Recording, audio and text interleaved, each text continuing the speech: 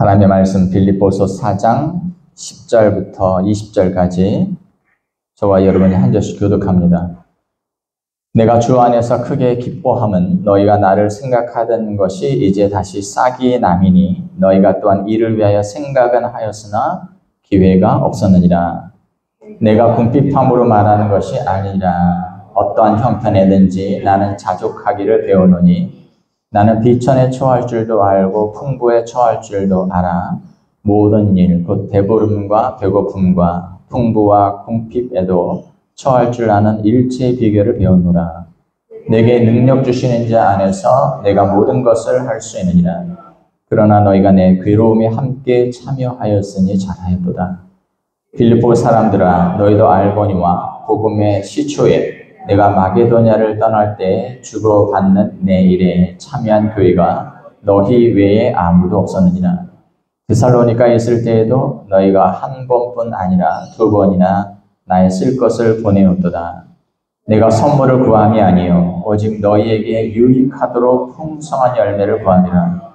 내게는 모든 것이 있고 또 풍부한지라. 에바브로데도 편에 너희가 준 것을 받음으로 내가 풍족하니 이는 받으실 만한 향기로운 제물이요 하나님을 기쁘시게 한 것이라. 나의 하나님의 그리스도 예수 안에서 영광 가운데 그 풍성한 대로 너희 모든 쓸 것을 채우시리라. 함께 읽습니다. 하나님 곧 우리 아버지께 세세 무궁하도록 영광을 돌릴지어다. 아멘. 오늘은 성장하는 믿음의 표지라고 하는 제목으로 하나님의 말씀 증거하겠습니다. 여러분, 우리는 믿음이 성장하기를 원하죠. 어떻게 해야 성장하는 걸까요? 그리고 성장하는 믿음을 가진 사람은 어떤 면모가 나타나는 걸까요? 이 시대 많은 사람들이 오해하고 있는 것은 교회를 열심히 다니면 또 이런저런 훈련을 받고 또 열심히 봉사하면 또 교회에서 이야기하는 대로 교회 활동을 또 열심히 따라하면 내 신앙이 좋은 것이고 또 내 신앙이 성장하는 것이고 그것이 믿음이 좋은 것이다, 이렇게 생각하는 분들이 있습니다. 제 나이가 올해 이제 55살이 됩니다. 좋지 않아요. 호주에 온 지 지난 1월 11일 날 딱 20년이 됐는데, 제가 어린 나이에 이제 신학교를 들어가지 않았겠어요. 그리고 지금껏 교회 안에서 사역을 하고 있는데, 제가 의구심을 느끼는 게 한 가지 있습니다. 왜냐하면 신앙생활을 성도들이 열심히 최선을 다해서 오래 하는데 왜 이렇게 변화가 적을까 하는 겁니다. 신약성경에서 복음서에서 보여지는 예수님께서 말씀하시는 또 사도들이 이야기하는 정상적인 신자의 모습과는 너무 괴리가 있는 거예요. 뭔가 잘못된 것이 있는 것 같습니다. 실제로. 우리도 우리의 신앙이 이렇게 계속 정체되어 있기를 원하지 않지요. 계속 우리가 죽을 때까지 교회를 다니면서 신앙생활을 할 거라면 연수가 더해감에 따라서 우리의 신앙도 성장해 가기를 우리는 기대할 겁니다. 그래서 제가 설교를 할 때 주의를 기울이는 것은 일단 우리가 생각이 달라져야 돼요. 생각이 바뀌어야 합니다. 성경적 관점, 성경적 시각으로 바뀌어야 하고, 바뀌는 것뿐만 아니라 바뀌는 대로 또 내가 알고 깨닫는 만큼 그렇게 살려고, 그에 순종하려고 애를 쓰셔야 됩니다. 정신을 똑바로 차리고 들으세요. 안 그러면 여러분들 열심히 교회를 다녀도 보람이 없을 수 있어요. 여러분들 그냥 교회 나오지 않지 않습니까? 헌금을 들고 나와요. 다들 들로 산으로 놀러 갈 때 여러분들 시간을 투자해요. 나름대로 애를 써요. 성경도 읽고 기도해요. 뭔가 구제도 하고 나름대로 합니다. 그런데 내 영혼에 아무 유익이 되지 못하는 방식이어서는 안 됩니다. 누구나 다 자신의 믿음이 성장하기를 원해요. 그런데 믿음이 성장한다는 것은 어떤 것일까? 그런 사람에게는 어떤 모습이 나타날까? 오늘 그 한 면모를 빌립보서를 통해서 한번 살펴보고자 하는 겁니다. 오늘 우리가 읽은 본문은 사실 빌립보서의 후반부 거의 마무리에 속해 있는 본문입니다. 앞서 바울은 빌립보 교회 성도들에게 그들이 보내준 헌금에 대해서 감사의 마음을 표합니다. 바울이 감옥에 갇혔을 때 빌립보 교회가 2번이나 바울이 옥에 갇혀 있는데 수입이 없지 않느냐, 누군가 도와주지 않으면 그 안에서 얼마나 힘들고 어려운 생활을 하겠는가 해가지고 마음을 모아서 그 헌금을 에바브로디도라고 하는 사람 편에 들려서 바울에게 전해줬던 거예요. 그것을 전해받고 바울이 너무 고마워서 그 성도들에게 감사의 편지로 쓴 것이 빌립보서가 되겠습니다. 하지만 여기서 바울은 자신의 마음을 이렇게 표현해요. 그 10절 말씀입니다. 내가 주 안에서 크게 기뻐함은 너희가 나를 생각하던 것이 이제 다시 싹이 남이니 너희가 또한 이를 위하여 생각은 하였으나 기회가 없었느니라. 빌립보서는 기쁨의 서신이라 그랬어요. 그런데 너무 안 맞지요. 바울은 옥에 갇혀 있는 상황인데 여기서 16번 정도 기쁨에 대한 얘기를 해요. 그런데 빌립보 교인에게 지금 또 기쁨에 대한 얘기를 합니다.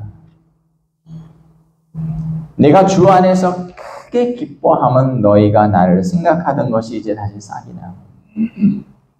빌립보 교인들이 자신을 위해 헌금을 보내준 것을 받아들고는 빌립보 교인들이 믿음이 성장하는구나, 믿음이 성장해 있구나라는 그런 표지로 보았고 또 그것에 대해서 바울은 사역자로서 기뻐하고 있는 것입니다. 그렇지만 바울은 빌립보 교인들에게 부담을 주고 싶어 하지 않아 해요. 한편으로 고맙지만 옥에 갇혀 있는 나 때문에 빌립보 교회 성도들이 너무 마음을 쓰고 또 고민하는 거 아닌가, 걱정하는 것 아닌가 하는 생각에 그 다음 말씀을 이어하고 있는 겁니다.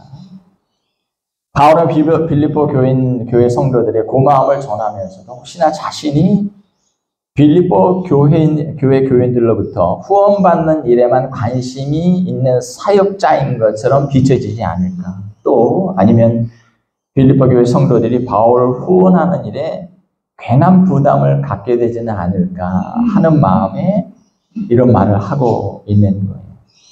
그래서 바울은 자신이 지금까지 여러 가지 상황, 특별히 궁핍한 상황 가운데에도 처한 그런 때가 있었는데 그런 상황에서도 자신은 괜찮았었노라고, 내가 옥에 갇혀 있다고 너무 어렵지 않을까, 힘들지 않을까 하는 마음으로 너무 염려하지 않아도 된다라는 이 얘기를 하고 있는 것입니다. 그래서 바울은 다음의 말을 덧붙이고 있는 거예요. 11절과 12절 말씀 같이 읽겠습니다. 시작.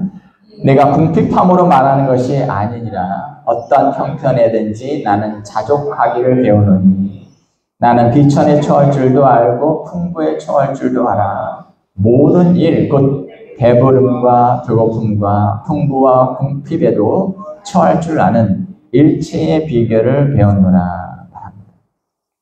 성도들의 형편을 깊이 배려하는 사역자의 면모를 엿볼 수가 있죠.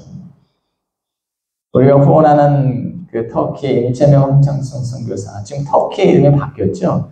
튀르키예라고 바뀌었어요. 그래서 터키가 익숙하니까 당분간 터키라고 하겠습니다.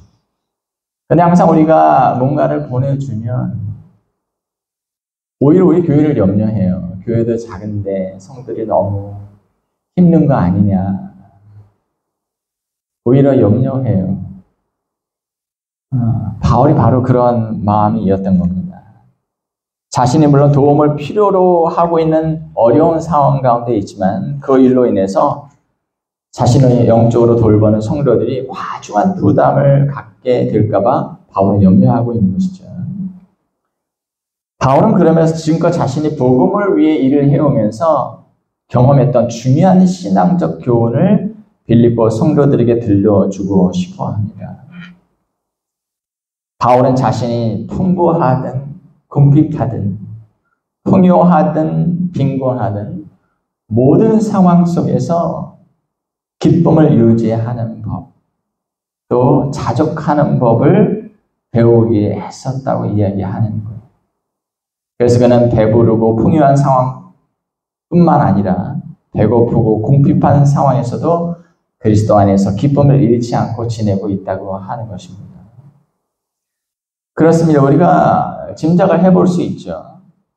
그는 복음을 전하기 위해 여행하는 사였기 때문에 때로는 성도들로부터 아주 풍성한 대접을 받는 때도 있었을 겁니다. 하지만 때로는 고된 여행길에서 여행 경비가 너무 부족해서 끼니도 제때 챙겨 먹을 수 없는 상황을 만나기도 했을 겁니다. 그런데 사역자가 이런 마음이라고 생각해 보세요. 어떤 성도들이 나를 풍성하게 대접을 할 때는 에헤 하면서 좋다. 근데 너무 궁핍한 그런 상황에서 에이씨 내가 왜 이 고생을 하면서 주님의 일을 하려고 이러고 있어야 돼 라는 마음이라면 상황에 따라 사역자의 마음이 왔다 갔다 하는 거잖아요. 어떨 때는 내가 사역자라 대접을 받는구나 기뻐했다가 내가 주의 종인데 내가 왜 이런 대접을 받아야 돼? 이런 어려운 상황 속에 있어야 돼? 라고 너무 힘들어하고 괴로워하고 고단해한다면 그것은 이율 배반이죠. 하지만 어떤 상황에서도 바울은 주님 안에서 그런 상황 속에서 기뻐하면서 그런 상황에서도 스스로 만족해하는 마음을 배웠다고 하는 거예요. 여러분, 사역자에게서 보여지는, 바울에게서 보여지는 바로 이 모습이 성장해가는 신자의 믿음의 표지라고 하는 겁니다. 앞에서 저는 빌립보 교인들이 보여줬던 구체적인 사랑의 행위를 성장한 믿음의 한 표지로 제시했습니다. 뭔가 사역을 하고 있는 이 바울을 위해서 우리가 뭔가 도울 수 있는 게 없을까? 기도하고 또 함께 마음을 모아 헌금을 모아 또 사역자에게 전달을 하고 있죠. 성장하는 믿음은 그 믿음이 구체화된 사랑의 행위로 나타납니다. 그래서 바울이 그걸 기뻐했던 거예요. 내가 사역했던 복음을 전했던 빌립보 교회 성도들의 믿음이 이만큼 성장했구나. 그러나 바울은 또 한 가지 성장하는 믿음을 가진 신자의 표지로서 뭘 제시하고 있냐면 그 어떤 상황에서도 흔들리지 않는 그 어떤 상황 속에서도 기쁨과 또 하나님께서 주시는 그런 만족을 잃어버리지 않는 그런 자족하는 마음에 대해서 바울은 이야기하고 있는 거예요. 여러분 우리가 믿음이 있다면 우리에게서 보여지는 표지는 뭐냐면 그 어떤 상황 속에서도 주께서 우리를 구원하여 주신 구원의 기쁨을 잃어버리지 않고 그 어떤 상황 속에서도 만족감을 찾으려고 하는 마음을 가지게 된다고 하는 것입니다. 여러분 잘 다니고 있던 직장을 타인에 의해 그만두게 된다든가 아니면 몸이 아프거나 사고를 당해 오랫동안 일을 할 수 없는 상황을 맞게 되는 경우도 있지요. 그때 우리의 마음은 어떠하던가요? 우선 염려와 걱정이 앞서지요. 다음 달 당장 렌트비는 어떻게 할 것인가? 생활비는 어떻게 할 것인가? 아이들 학원비는 어떻게 할 것인가? 근심과 염려거리가 몰려오겠죠. 이런 일을 만나면 기쁠 리가 없지요. 짜증과 한숨이 나오는 것이 어쩌면 당연할 수 있습니다. 하지만 바울은 말합니다. 나는 그러한 일들을 반복해 경험하면서 그런 상황에서도 주님 안에서 만족과 기쁨을 잃어버리지 않는 법을 배워왔다라고 하는 겁니다. 사실 많은 가정들이 사실은 삶의 문제, 또 재정적인 궁핍의 문제로 어려움을 겪는 경우가 많습니다. 그리고 많은 경우 그런 상황에서는 우리가 짜증, 한숨, 원망과 다툼이 그치지 않는 것이죠. 그래서 가까운 사람의 무능을 탓하고 늘 투정만 부리는 자녀들에게 항상 짜증이 나고 기쁘지 않은 그런 마음을 표출하게 되는 것이죠. 어떻게 해야 할까요? 이런 상황에서 우리가 다시 기쁨을 회복하려면, 만족을 회복하려면 어떻게 해야 할까요? 다른 방법이 없어요. 신앙 바깥에서 우리는 그런 상황에서 벗어나려면 일단 로또를 맞거나 아니면 배우자가 일이 잘 돼서 대박이 나서 돈을 많이 벌어오면 그 근심과 염려에서 벗어나게 되겠지요. 하지만 그런 일은 우리 주변에서 거의 일어나지 않을 겁니다. 그렇다면 우리는 살아가면서 우리가 맞게 되는 여러 삶의 국면들, 특별히 궁핍하고 어려운 그런 국면들, 어떤 마음으로 그것을 맞아들이고 그것을 해소할 것인가 라고 하는 것이 굉장히 중요한 문제가 되는 겁니다. 그리고 그 상황 속에서 우리는 신자이기 때문에 반드시 믿음을 발동해야 하는 거예요. 그리고 바울처럼 그런 상황 속에서도 기쁨을 잃어버리지 않고 또 만족을 찾아올 수 있는 그런 내면의 능력이 개발되어야 하는 것입니다. 그렇지 않다면, 그것을 우리가 개발하지 못한다면 우리는 계속 그렇게 궁핍한 삶 속에서 짜증과 원망과 다툼 속에서 살다가 인생을 마칠 수밖에 없는 것이죠. 그러나 그렇게 되어서는 안 될 것입니다. 여러분, 우리도 바울처럼 주 안에서 자족의 비결을 배워가야 하는 겁니다. 다시 말해서 성장하는 믿음의 표지는 그 가운데 하나는 감사와 자족의 마음을 잃어버리지 않는 겁니다. 로또를 맞거나 눈먼 돈이 한순간 우리에게 굴려 들어오기를 기대하기보다는, 여러분, 우리가 그런 걸 기대하게 되면 우리 배우자들이 어떤 부담을 갖게 되냐면 내가 뭐라도 좀 해야 되나 하는 생각을 갖는 거예요. 왜 한국 사회 안에서 유독 이 사기 또는 뇌물이라고 하는 것이 비일비재하게 일어날까요? 나도 자식 공부시키고 싶거든요. 학원 보내고 싶거든요. 그런데 회사 월급만으로는 부족하다고 생각을 하는 거예요. 공무원 월급만으로는 부족하다고 생각하는 거예요. 그러니까 뒤로 좀 가지고 오라는 거죠. 일이 처리되기를 원한다면, 우리 회사하고 거래하고 원하면 회사를 직접 말고 내 뒤를 좀 찔러달라고 하는 것이지.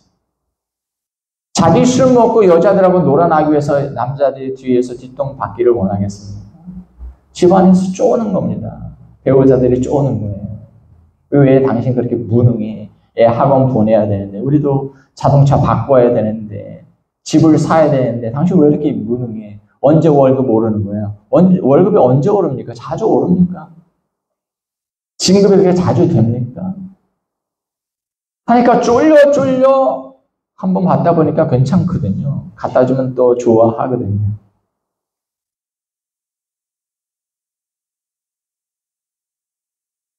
여러분, 어떤 상황 속에서도 우리는 만족과 기쁨을 잃어버리지 않는 법을 배워야 가야 됩니다. 믿음이 성장하는 신자라면 풍부하든 궁핍하든 풍요롭든 빈곤하든 모든 상황 속에서 그리스도 안에서 자족하는 법을 배워가야 하는 겁니다. 많은 렌트비가 들어가는 집에 꼭 살아야 되는 것. 큰 차, 새 차는 꼭 있어야 하는 것. 그 보험은 꼭 들어야 하는 것입니다. 그 학교, 그 학원은 꼭 보내야 하는 것입니다. 그 물건은 꼭 사야 하는 것입니다. 그 백은 꼭 들어야 되는 것입니다. 나열하면 한도 끝도 없어요. 여러분, 제가 살면서 깨닫는 바는 사람들은 버는 수준만큼 또 그만큼 쓰고 싶어 한다는 거예요. 내가 한 달에 3,000불로 생활을 했었다면 수입이 4,000불이 되면 1,000불이 남는 게 아니에요. 1,000불을 또 어디다 쓰나 또 쓸 것을 찾아요. 3,000불로 생활하다가 5,000불이 되면 5,000불 버는 만큼 또 쓰면서 살고 싶어 해요. 소비의 수준 속에서 우리는 행복을 찾습니다. 하지만 그렇게 써도 대단히 만족스러워지는 것도 아니죠. 근데 5,000불로 생활하다가 4,000불이 되면 불행해졌다고 생각해요. 전에는 3,000불 가지고도 살았는데 이제는 4,000불 가지고 사는 것이 내 삶이 더 불행해졌다고 느끼는 겁니다. 전에는 5,000불 갖고 살았는데 1,000불이 부족해. 전에는 3,000불 가지고도 살았어요. 1,000불만 좀 더 벌었으면 좋겠다 생각을 했었는데 이제 4,000불 가지고 살아도 쪼들린다 생각하고 힘들어요.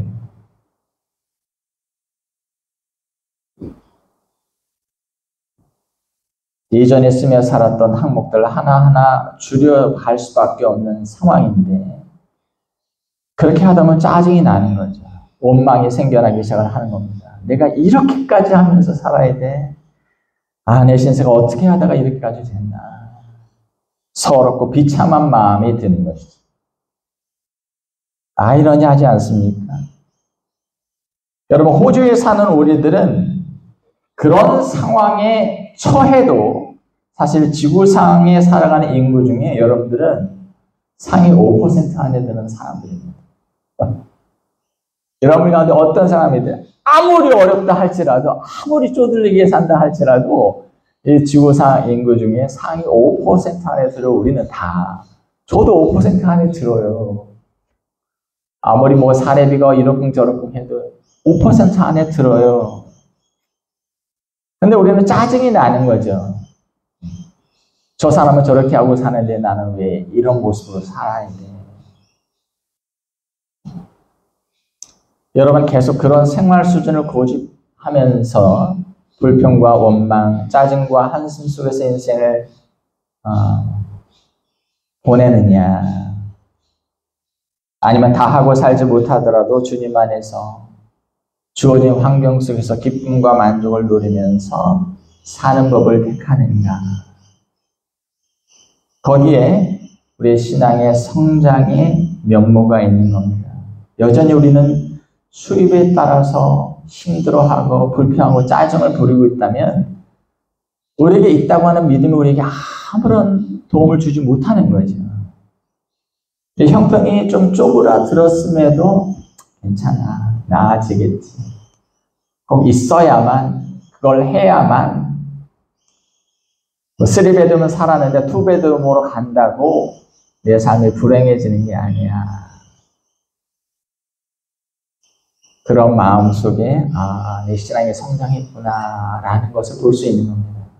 바로 거기에 내 자신뿐만 아니라 우리 가족의 행복이 있다고 하는 거예요. 바울은 이어서 자신이 경험해 온 바를 이렇게 결론지어 말하고 있어요. 그것이 그 유명한 13절 말씀입니다. 같이 읽겠습니다. 시작. 내게 능력 주시는 자 안에서 내가 모든 것을 할 수 있느니라. 이 배경 속에서 나온 거예요. 여러분 어떤 생각이 들으세요? 바울은 지금 하나님께서 나와 함께 해주시면 I can do it. 더 나은 형편에 있게 하실 거야. 나를 축복해 주시고 그런 얘기를 하는 게 아니에요. 지금 바울은. 내가 쪼들리고 힘들고 내가 감옥 속에 있지만 이보다 더 어려운 상황 속에 내가 들어가게 된다 할지라도 하나님 나와 함께 해주시면 나 할 수 있어. 그 얘기를 하는 거예요. 여러분 우리는 이 말씀을 어떤 때 인용해요? 내가 원하는 것이 있는데 하나님께서 나와 함께 해주시고 능력을 주셔서 그래서 이룰 수 있도록 해달라는 말씀으로 이 말씀을 많이 적용을 하죠.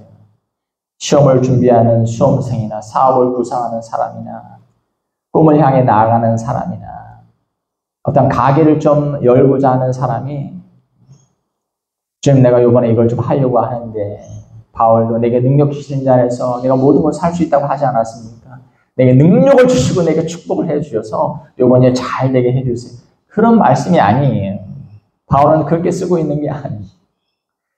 지금보다 더 어려운 형편에 떨어지게 되더라도 하나님 나와 함께 해주세요. 그러면 할 수 있어. 이런 겁니다.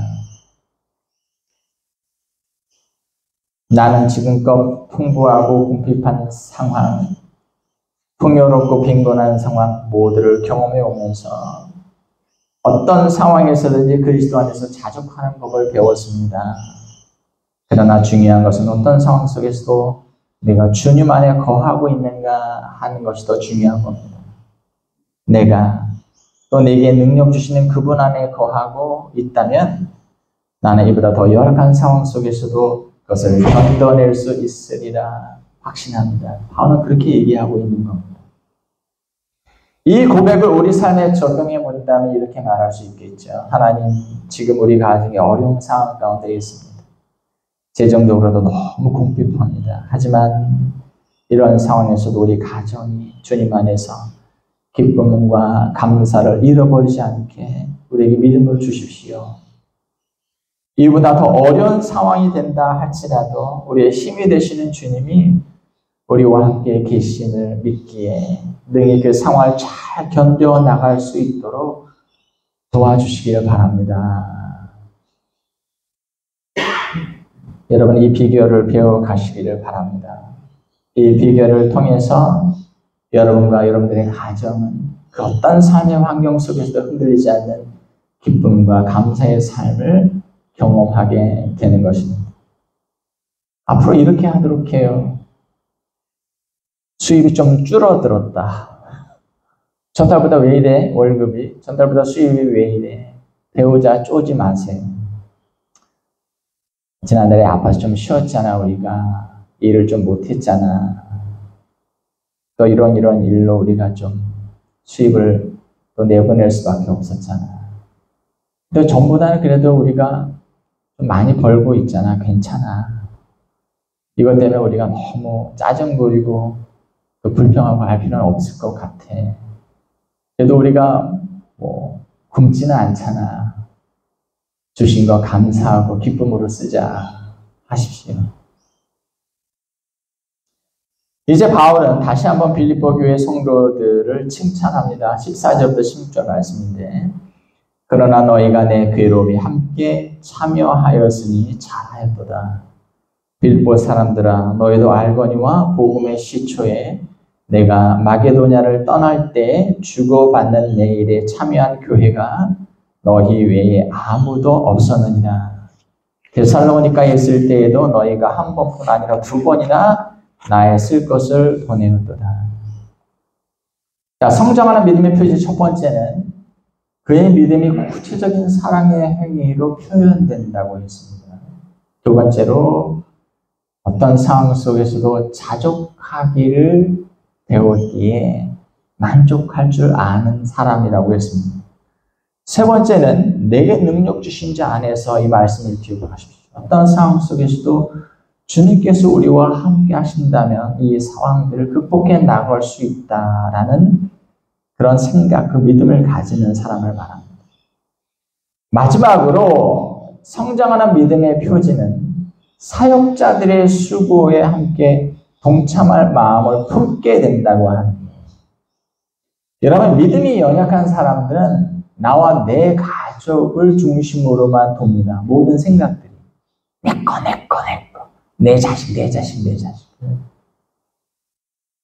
그런데 믿음이 성장하는 사람은 이제 먹고 사는데 너무 내가 이렇게 있을 게 아니라 어떻게 하면 주의 일에 내가 좀 협력할 수 있을까 하는 생각을 꼭 해요. 물론 빈말로 하는 사람도 있습니다. 욕심에 가득 차 있으면서 하나님 내가 축복해 주시면 내가 이렇게 하겠다 이렇게 빈말처럼 하는 사람이 있는데, 내 형편이 좀 나든 어렵든지 간에 내가 근근히 먹고 사는 이 수준에서 또 나와 내 가정에 쓸 것에 너무 이렇게 몰입하는 그 수준에서 벗어나서 주님의 명된 교회를 위해서 또 주의 종들을 위해서 할 수 있는 일들이 뭔가 없을까, 쓸 수 있는 뭔가가 없을까를 생각을 한다고 하는 거예요. 빌립보 교회 교인들이 그랬던 겁니다. 몇 가지 사실이 언급되고 있어요. 빌립보 교회 성도들이 바울에게 선물을 보내준 일은 그들이 바울의 괴로움에 함께 참여하는 일과 같은 것이었다고 바울은 말합니다. 바울이 옥에 갇혀 있어요. 그런데 저분은 저 옥에 갇혀 있는데 우리가 뭔가 좀 도울 수 있는 방법이 없을까? 바울은 그 도울 수 있는 방법이 없을까라고 했는 그 빌립보 교인들의 마음을 자신이 감옥에서 갇혀서 고통당하는 그 괴로움에 함께 동참하는 마음으로 받았던 겁니다. 단순한 돈이 아니어서 이것은. 당신이 로마의 감옥에서 그렇게 복음 때문에 괴로워하고 있습니까? 그 괴로움에 우리도 함께 동참하기를 원합니다. 라는 것이 헌금으로 왔다고 바울은 생각을 하는 거예요. 빌립보 교회는 처음부터 바울의 사역을 위해서 후원했습니다. 바울이 데살로니가에 있을 때에는 2번이나 후원금을 보내주었어요. 여러분, 믿음이 성장하는 신자는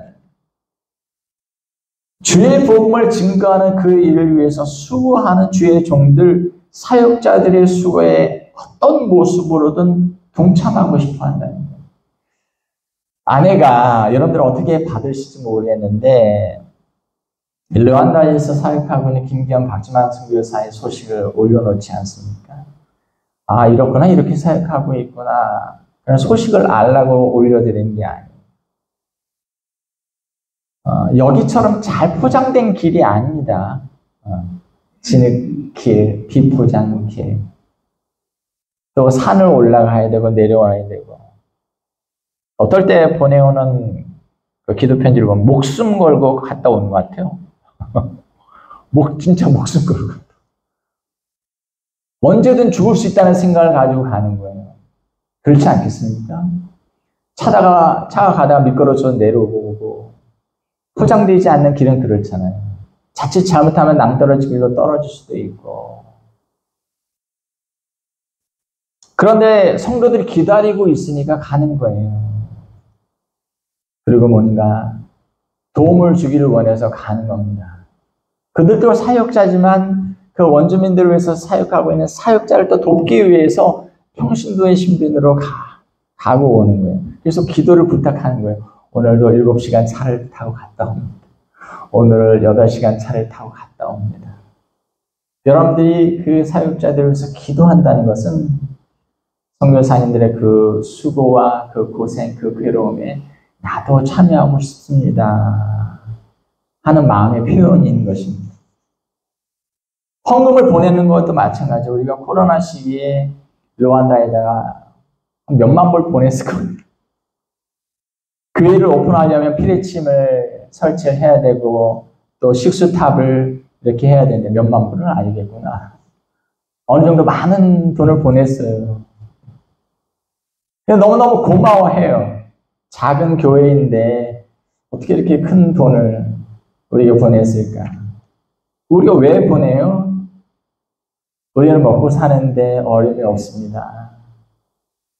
선교사님 오고 가고 또 그 선교지에서 그 원주민들이 그곳에 있는 성도들이 피리침이 없어서 그리고 물통 시설이 없어서 예배를 드리지 못하는 상황인데 예배 드리지 못하는 그런 마음, 그 성도들 바라보면서 너무 괴로워하고 힘들어하는 선교사님의 마음에 우리도 동참하고 싶습니다 라는 마음으로 이렇게 후원하는 금액을 보내는 것이죠. 중요한 진리는 여기서 사역자, 선교사, 주의 종들을 위한 선물 혹은 후원은 그들의 사역뿐 아니라 그들의 괴로움에 함께 참여한 일입니다. 우리가 파송한 선교사, 우리가 주 파송교회예요. 터키에서 사역하고 있는 임채모 황찬선 선교사, 수백 킬로를 또 수천 킬로를 왔다 갔다 하는 그 길에 물건을 싣고 구호품을 들고 왔다 갔다 하는 길.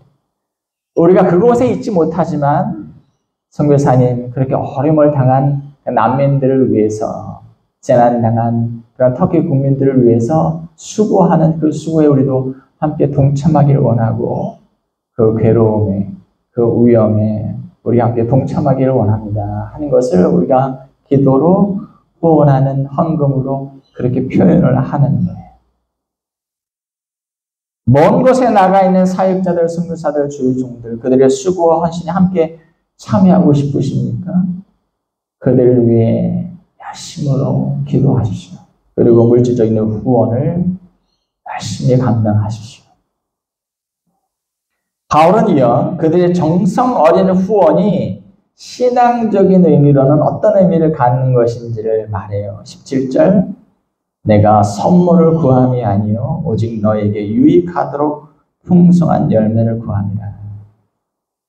빌보 교회는 바울을 위해 정성 어린 선물을 보내어 주었습니다. 이에 대해 바울은 오히려 빌립보 교회 성도들이 이로 인해 풍성한 영적인 축복을 누리는 수혜자가 될 것임을 말하고 있는 겁니다.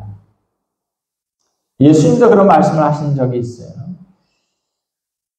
주님을 섬긴다고 하는 것, 주의 종들을 섬긴다고 하는 것, 또 복음의 사역자들을 섬긴다고 하는 것이 사실은 어떤 거냐? 하나님을 섬기는 일이라고 하는 것.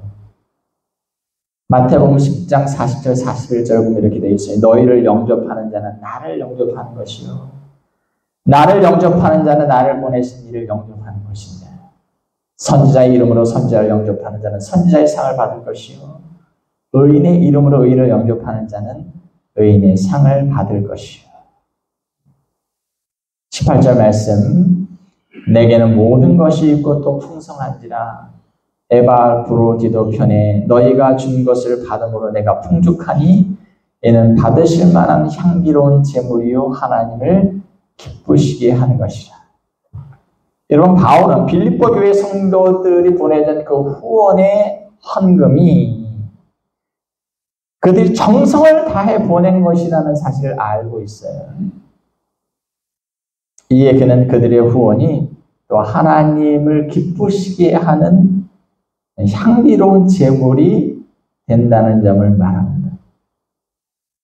우리가 보내는 기도, 우리가 하는 기도와 우리가 보내는 후원의 물질이 단순한 돈이 아니라 하나님께서 기쁘시게 받으시는 향기로운 제물이 된다고 하는 거예요. 신약의 교회는 제사를 드리거나 짐승을 제물로 바치지 않습니다. 하지만 구약의 제사나 제물이 때로 감사의 마음을 하나님의 표현함으로 하나님의 영광을 드리는 것이었다고 한다면 신약의 교회, 빌립보 교회 성도들이 바울을 위해 보낸 선물은 바로 그렇게 하나님의 영광을 위해서 드려진 귀한 제물과도 같다고 바울은 이야기하고 있는 것이죠.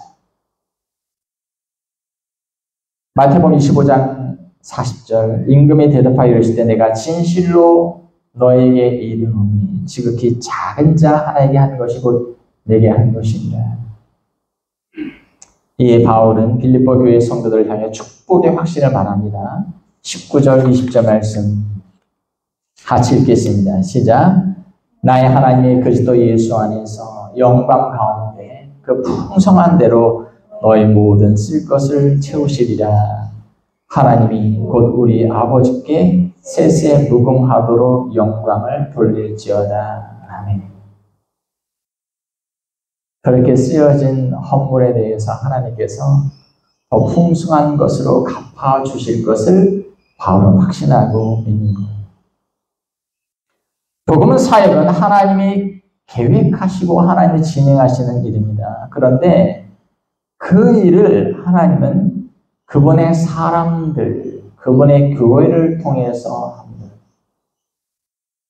여러분, 우리가 그동안 임차의 황상층 선교사를 위해서 기도할 때 어떻게 기도했냐면,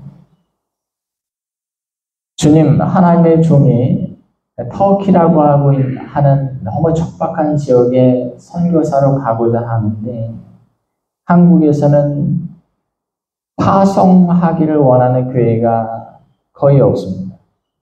우리 교회가 그 선교사를 파송하기를 원하는데 우리 교회는 너무 연약해서 다 서포트할 수 없습니다. 그래서 우리 뭐라고 기도했어요? 후원할 수 있는 교회들을 더 연결해 달라고 기도했어요.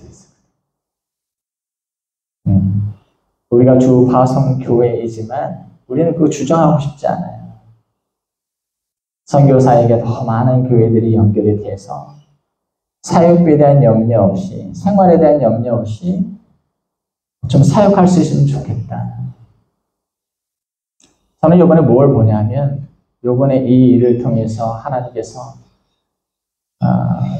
지진 피해를 입은 터키의 국민들을 위해서 하나님께서 은혜를 베푸실 뿐만 아니라 인천의 황창순 선교사의 사역을 위해서도 더 많은 교회들, 우리 교회보다 더 큰 교회들, 더 좋은 교회들을 하나님께서 연결해 주실 것 같다는 확신을 갖고 있습니다.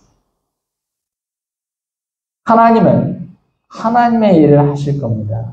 그런데 그 일은 하나님이 기뻐하시는 교회와 사람들을 통해서 하실 겁니다.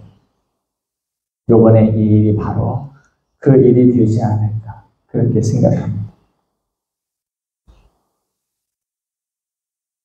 여러분, 하나님은 이렇게 복음을 위해 동참하는, 복음의 사역을 위해 헌신하며 동참하기를 원하는 사역자들뿐만 아니라 성도들에게는 어떻게 보답을 해 주실까요? 바울의 이 이야기 속에서 우리는 그 비밀을 알 수가 있어요. 나의 하나님 그리스도 예수 안에서 영광 가운데 그 풍성한 대로 너의 모든 쓸 것을 채우시리라.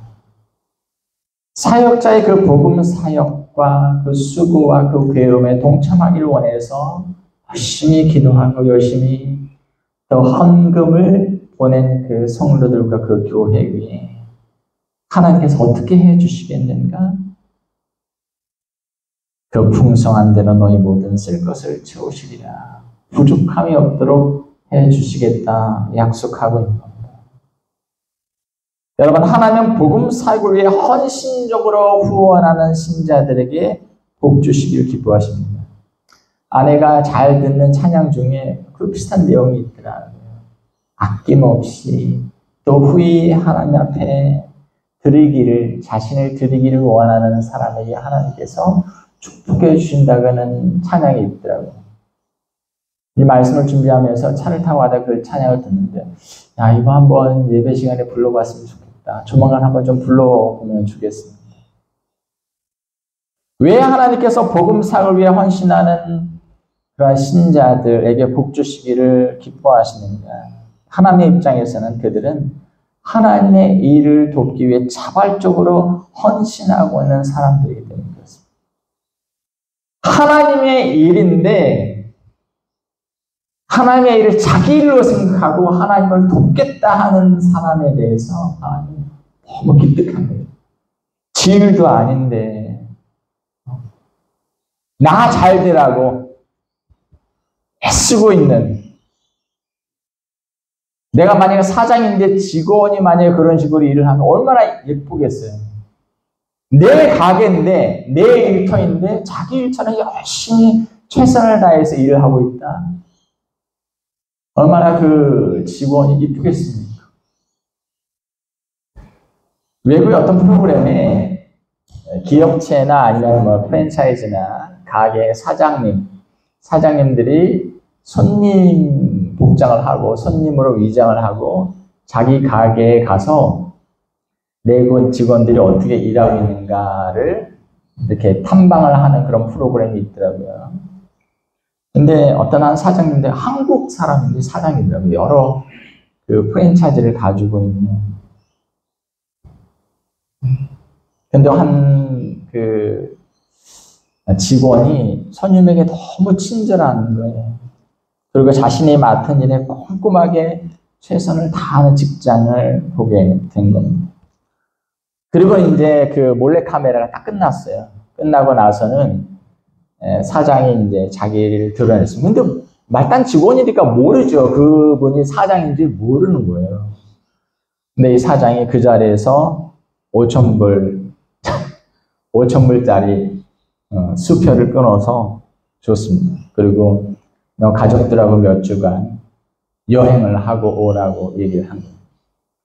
그리고 그 자리에서 뭘 약속했냐면, 네가 지금 일하고 있는 이 대리점은 네 이름으로 명의를 해주겠다고 약속했어요. 이 직원이 한 건 뭐예요? 아무것도 없어요.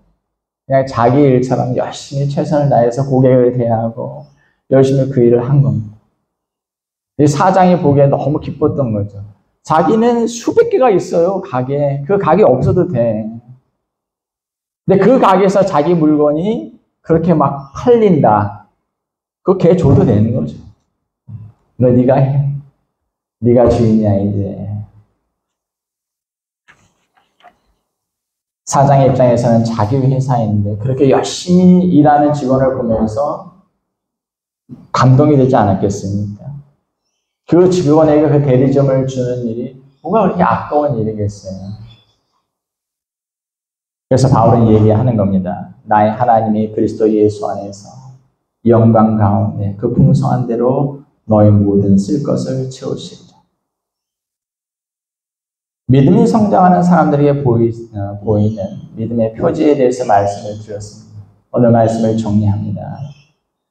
바울이 빌립보 교회 성도들을 생각하며 기뻐하고 있는 것처럼 여러분들의 신앙의 구체적인 사랑의 행위들을 통해서 성장한 믿음이 되어가기를 바랍니다.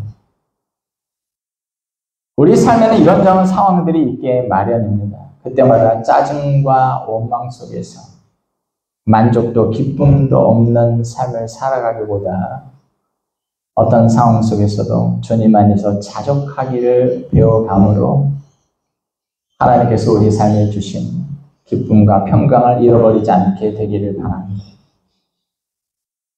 내게 능력 주시는 자 안에서 모든 것을 할 수 있다고 고백한 바울, 이 고백이 힘들고 어려운 상황 속에서도 저와 여러분의 진실한 고백이 되기를 바랍니다. 그리고 하나님의 일을 위한 헌신적인 후원은 그 자체로 축복이 됨을 기억하시고 여러분 삶 가운데 풍성한 하나님의 사랑이 넘쳐나는 그 은혜가 가득하기를 그리스도의 이름으로 축원합니다. 기도하겠습니다. 하나님, 어려운 시기를 우리가 지나고 있습니다. 그럼에도 우리 교우들의 삶을 하나님 지켜주심을 감사드립니다. 주변에 일어나는 일들을 보면서 어떤 불행한 일이 일어난다 할지라도 전혀 이상할 것이 없는 그런 시대에 우리가 살아가고 있습니다. 터키라고 하는 먼 지역에서 들려오는 소식을 듣고 우리가 기도하고 또 마음을 모으기를 원합니다. 하나님께서 이 일들을 기뻐하시는 줄을 믿습니다.